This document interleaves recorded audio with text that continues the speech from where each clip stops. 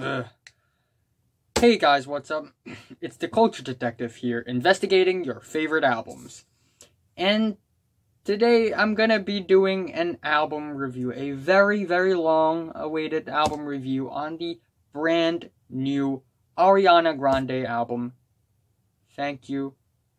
Next.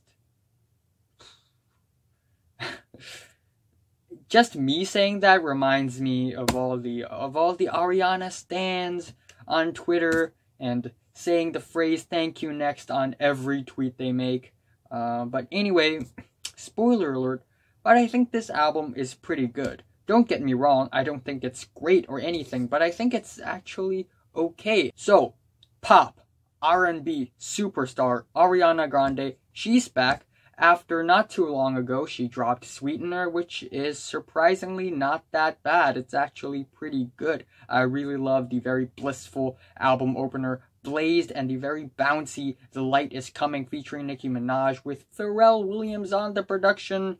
And we also have the lavishing No Tears Left to Cry, the very catchy and dreamy Breathin'. Yes, that's the title of the track, right? And of course, the very swag God Is a Woman, even though I'm not a huge fan of the music video. If there's one huge problem with Sweetener, is that it's not consistent sonically at all. It's always torn between the very bouncy and very glitchy Pharrell Williams cut and the very mainstream and poppy and appealing Swedish magicians, musical wizards cut. And, but however, this album, it's way more sonically consistent because right now, Ariana Grande is only working with the Swedes, with the magical musical wizards of Sweden, Max Martin and co. Thus, this album is way more sonically consistent, and this album is more spacey trap R&B, which is actually not that exciting for a pop album, but it actually worked really well on this album. And Ariana Grande, I think, as always, her vocals are angelic. They're beautiful. But I think her delivery is a little more mature on this album, which is something that she really lacks on her first two studio albums, maturity in her vocals. And of course, a lot of the cuts here are really catchy, even though I think Sweetener has more hits, more big hits. I think this album is more solid in terms of the deep cuts.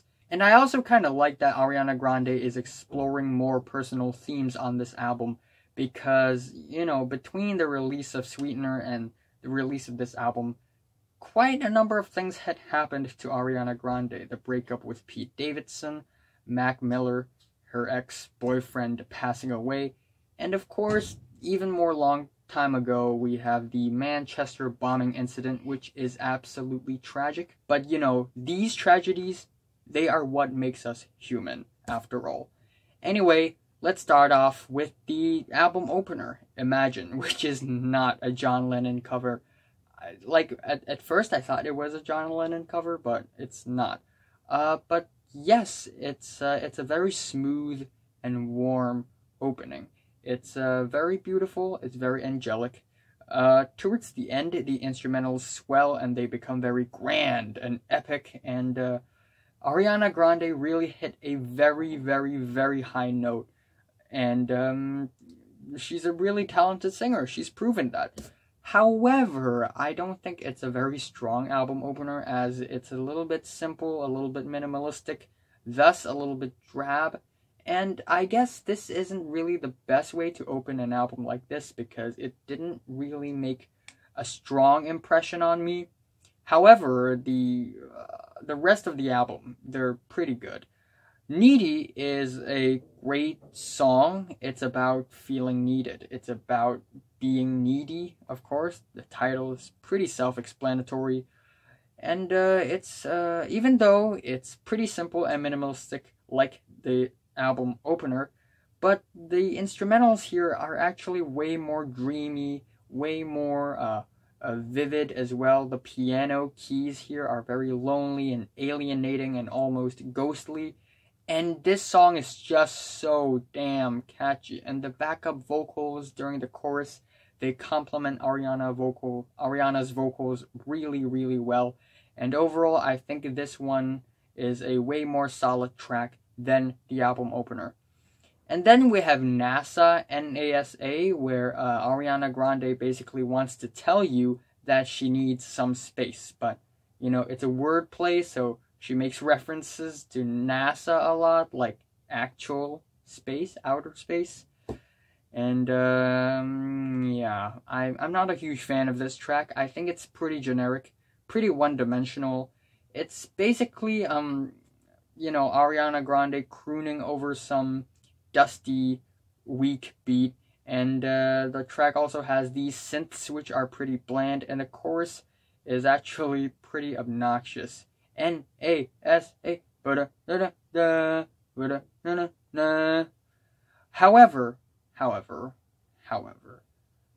the next three tracks are all pretty damn good. We have Bloodline, which is a track where Ariana Grande talks about cutting off some toxic friends and not wanting them in her bloodline. Don't want you in my bloodline. Yeah. Anyway, this is actually a pretty impressive electro reggae R&B fusion. I think the chorus is actually extremely fun because we have these horns that's just tooting, and there's a lot of swagger in the horns, and they complement Ariana's vocals really well, and it's easily one of the boldest and most fun tracks off of this album. And then right after we have Fake Smile, which is a track that I'm not too crazy about at first, but it grew on me a lot. This is a track where Ariana Grande talks about, well, faking a smile. Self-explanatory title, once again. Yeah, faking a smile, pretending to be okay, even though life is pretty tragic, and life can be really bad at times. And first of all, let's talk about the music first. The sampling is great. Ariana Grande sampled After Laughter Come Tears, which is a really old song, and the song that Wu-Tang Clan sampled for their other track, Tears. And yeah, it's almost like Ariana Grande is sampling Wu-Tang Clan, and Wu-Tang Clan sampled the original, and it's like sampleception. But anyway, I think the sampling is great here, even though I'm not a huge fan of the vinyl skipping effect in the beginning. I'm just gonna say that. But yeah, the verses, they are really summary. The choruses, they are actually more slow, but definitely sticky and memorable. The topic of this track is actually pretty sad, talking about faking smiles. And you know, I think that she's not the only one in the world who's always in a situation where he or she had to fake a smile. I think a lot of people in the world have to do that. And in my opinion, I'm just going to put my take on it. I don't usually fake smiles. But actually, I want to point out that there are actually many different shades of smiles, no matter if it's a happy smile, a very surface level happy smile, joke smile, a genuine, warm smile, an evil, sinister smile. It can be a crazy, insane smile, like asylum, psychopath kind of smile, or it can be an exhausted, tired smile. But however you argue, I still think the track is a solid one and a catchy one as well. And then up next we have Bad Idea, which is a straight up R&B banger. I really love the chirpy, crispy guitars in the beginning, and the choruses are actually extremely catchy. They are actually really fun as well. And the way the song ends, we get these very moody and atmospheric violins, but then all of a sudden it sort of breaks into this very raw trap beat. Yes, surprisingly, I do enjoy this track as well. I'm not a huge fan of mainstream pop music, but I think this track is pretty good. And then we have Make Up. I think the topic of this track is actually pretty good. It's a wordplay. Of course, Ariana Grande wants to make up with something that she did, but she's also making up, like making up. Get it? Yeah, there's a lot of wordplay in this song, and it's actually pretty smart. And I also kind of like the chirpy vocal harmonies. Yeah, and yeah, but I'm not a huge fan of this track as well. I think the ending of the track is a little abrupt. The structure of the track is a little hollow, weak, and the overall tone and the chord progressions of this track feel a little tedious. It's like it's going up and down and up and down and up and down without any progression. Thus, it's a little annoying. So, unfortunately, it's not that good of a song in my opinion. But up next, it's Ghostin'. And it's about being caught up in some weird love triangles. And surprisingly, it's a very, very beautiful, gorgeous, and intergalactic ballad. It sounds absolutely powerful. And Ariana Grande sounds like she's in a dream state, like in a dream singing. And, we get these reverby, echoey sound effects. And, oh man, the pillowy, warped synths in the back, they are absolutely gorgeous. And overall, I think the track has a lot of ambience. And it's really moody. And the ending is kind of blissful, and I enjoy it a lot. However, the album hits a low with the track In My Head. Even though the narrative and the lyrical topic of this track is good, this track really just comes off as a pretty mundane, boring, spacey, trap-infused pop song. I think the song really lacks a structure, and it also really lacks a strong hook. And I just don't like it when these pop musicians who have amazing voices and can make powerful, beautiful ballads decided to, explore trap music. However, a bit of trap fusion in, R&B and pop music doesn't hurt, and sometimes it works really well. And this is not the case. Then the album ends off with the 3 big singles, starting off with 7 Rings, and this is a track where Ariana Grande brags and flexes, even though underneath Ariana Grande is kinda hinting that she was addicted to shopping because she wants to cover up her sadness and her pain, and that's a good lyrical topic, but really, from what the song sounds like, it just sounds like her flexing. And this song is a mix of 2 things, okay?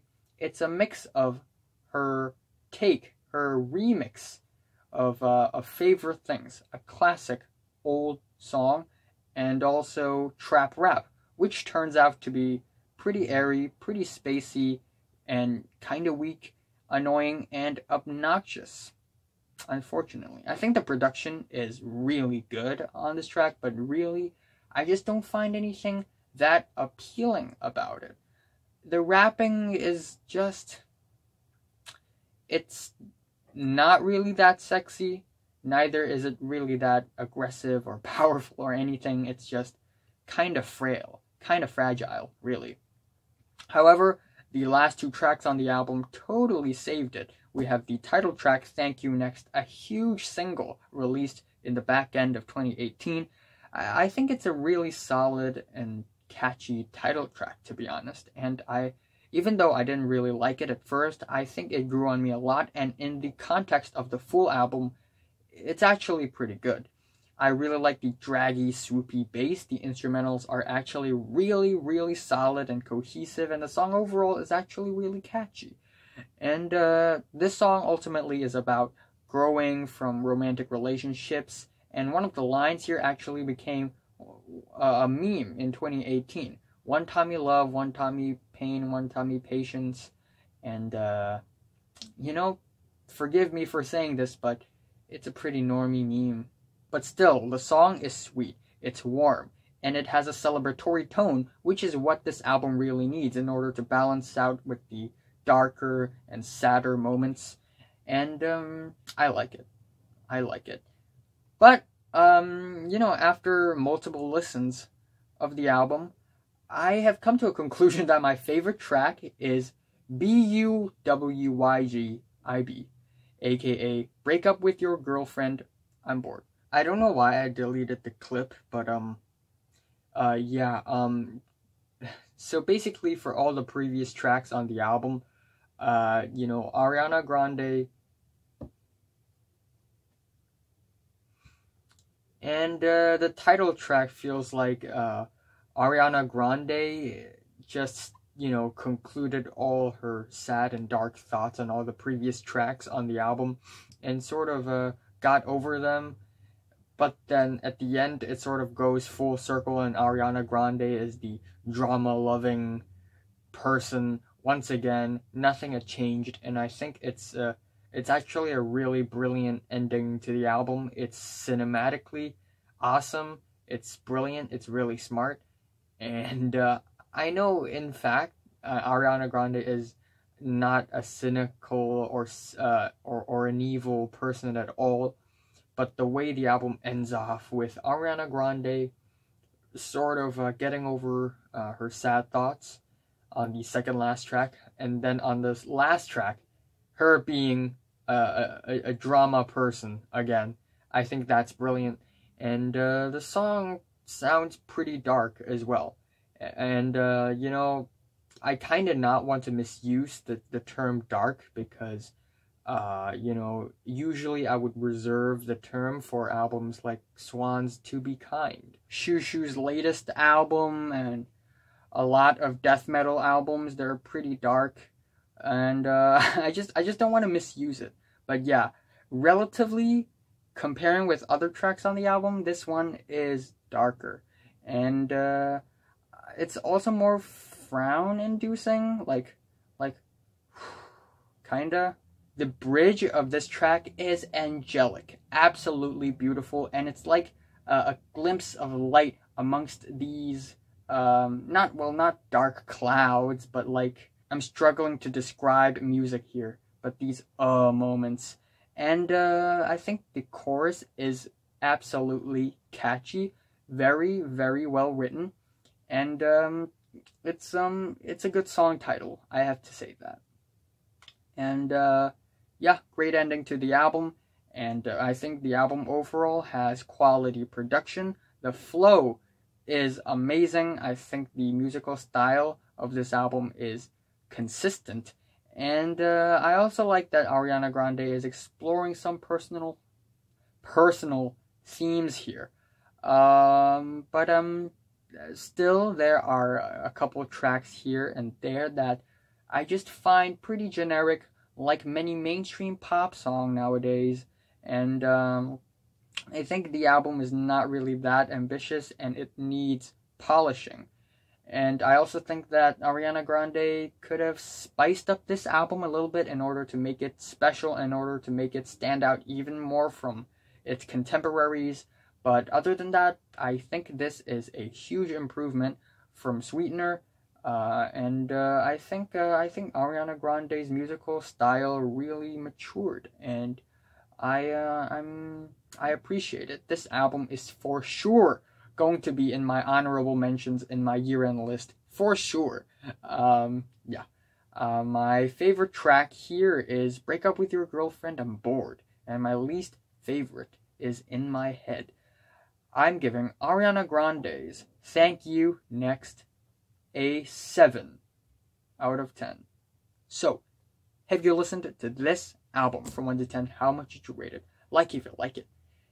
And subscribe if you want more. Thanks for watching.